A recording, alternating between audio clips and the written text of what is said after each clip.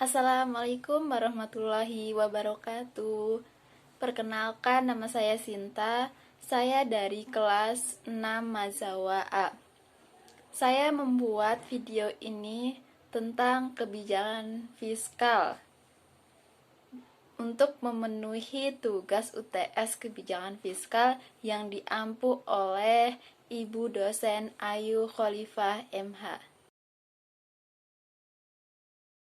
Dari segi definisi, kebijakan fiskal adalah strategi atau kebijakan yang diterapkan oleh pemerintah demi menjaga pemasukan dan pengeluaran keuangan negara.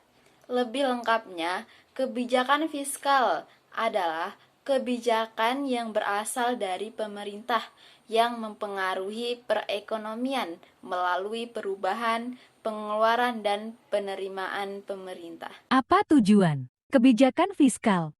Nah, tujuan utama dikeluarkannya kebijakan fiskal adalah untuk menentukan arah, tujuan, sasaran, dan prioritas pembangunan nasional, serta pertumbuhan perekonomian bangsa.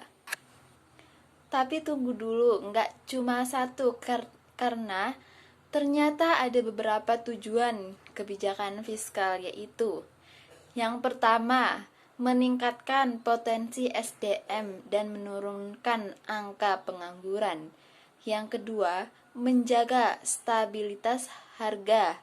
Yang ketiga, memacu pertumbuhan ekonomi negara.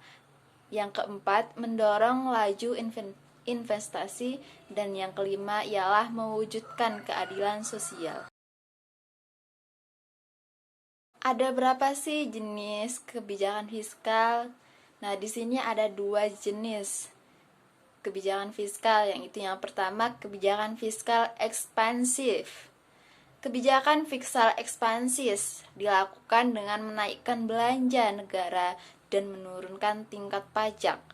Nah, kebijakan fiskal ini dilakukan pada saat perekonomian mengalami penurunan daya beli masyarakat dan tingkat pengangguran yang tinggi. Tujuannya adalah untuk mendorong pertumbuhan ekonomi yang sehat. Dan yang kedua itu ada kebijakan fiskal kontraktif, yang mana kebijakan fiskal ini menurunkan belanja negara dan menaikkan tingkat pajak. Kebijakan ini bertujuan untuk menurunkan daya beli masyarakat dan mengatasi inflasi. Caranya dengan membuat pemasukan lebih besar daripada pengeluarannya. Kebijakan jenis ini dilakukan saat perekonomian pada kondisi yang ekspansinya yang mulai memanas untuk menurunkan tekanan permintaan.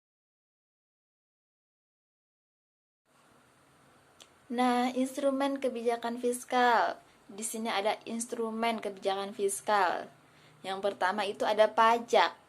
Pajak merupakan sektor instrumen kebijakan fiskal yang dapat dikontrol untuk mempengaruhi naik dan turunnya daya beli masyarakat. Dan yang kedua itu ada pengeluaran belanja, yang mana instrumen ini dijalankan berdasarkan jumlah nilai belanja negara yang dapat dikurangi atau ditambahi sesuai kebutuhan dan situasi keuangan negara. Dan yang ketiga itu ada obligasi publik.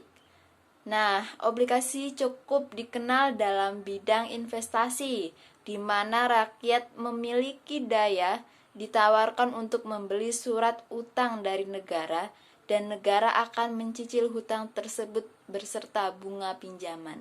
Ya, sekian dan terima kasih. Wassalamualaikum warahmatullahi wabarakatuh.